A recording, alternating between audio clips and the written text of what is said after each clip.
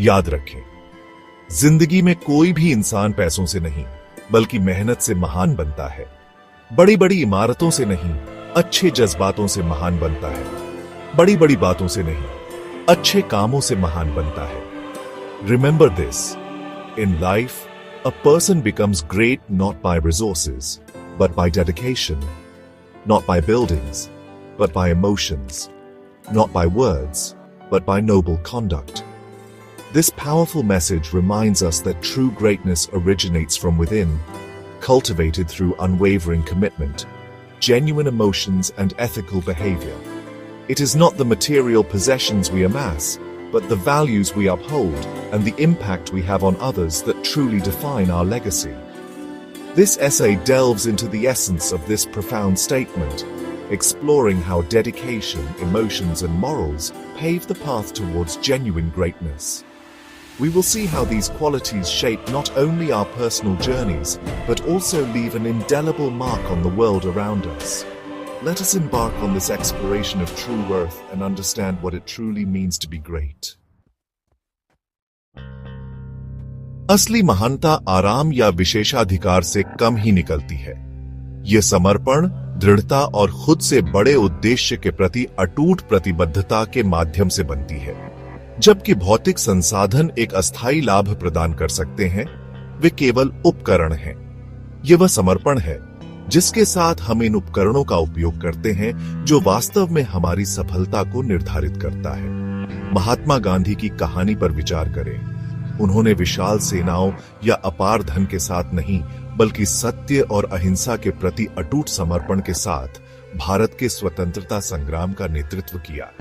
उनके सिद्धांतों के प्रति उनकी प्रतिबद्धता ने लाखों लोगों को प्रेरित किया और अंततः एक साम्राज्य के पतन का कारण बना। जब बाधाएं आती हैं, तो समर्पण हमारे प्रयासों को बढ़ावा देता है और हमें अपनी कथित सीमाओं से आगे बढ़ने के लिए प्रेरित करता है। यह वह प्रेरक शक्ति है जो हमें उत्कृष्टता की ओर ले जाती है। हमें न केवल अपने लिए बल्कि अपने आसपास की दुनिया के लिए बेहतरी के लिए प्रयास करने का आग्रह करती है। भावनाएं हमारी मानवता का सार है। वे हमारे अनुभवों को रंग देती हैं, हमारी बातचीत को आकार देती है और अंततः परिभाषित करती हैं कि हम कौन हैं। जबकि भौतिक संपत्ति क्षणभंगुर हो सकती है, हमारी भावनाओं का प्रभाव सकारात्मक और नकारात्मक दोनों पीढ़ियों तक गूंज सकता है। करुणा की प्रतीक मदर टेरेसा ने अपना जीवन कलकत्ता में सबसे गरीब लोगों की सेवा में समर्पित कर दिया। मानवता के प्रति उनकी सहानुभूति और प्रेम ने सभी बाधाओं को पार कर दिया, अनगिनत व्यक्तियों को दया और निस्वार्थता को अपनाने के लिए प्रेरित किया। हमारी भावनाओं में उत्थान या विनाश करने, ठीक करने या घायल करने की शक्ति होती है।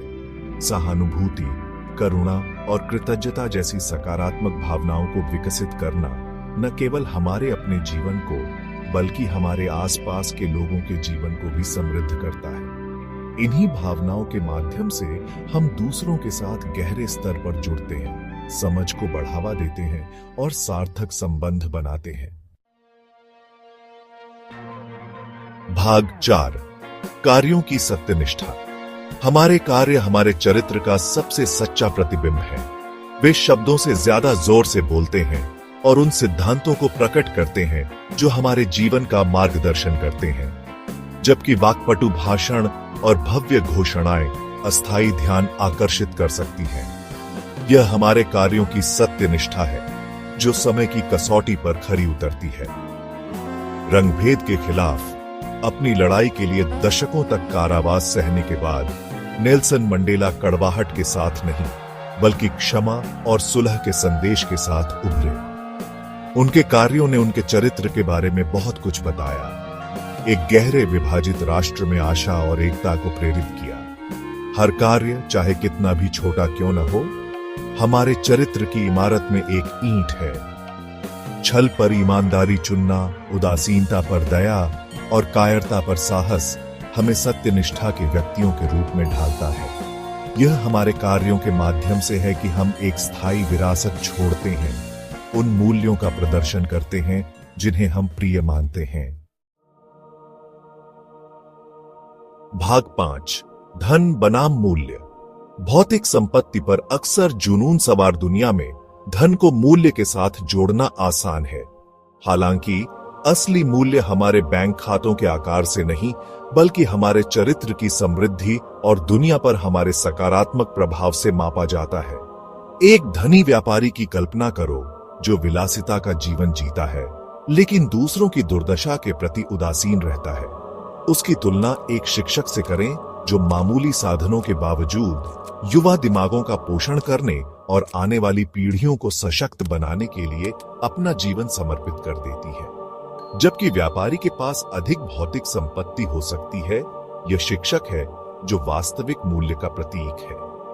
हमारा मूल्य इस बात में नहीं है कि हम क्या जमा करते हैं, बल्कि इस बात में है कि हम क्या वापस देते हैं।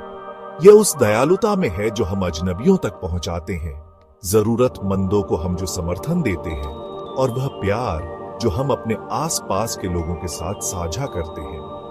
सच्चा धन दूसरों के जीवन को समृद्ध बनाने में है, दुनिया को उससे बेहतर जगह छोड़कर, जैसा हमने पाया था।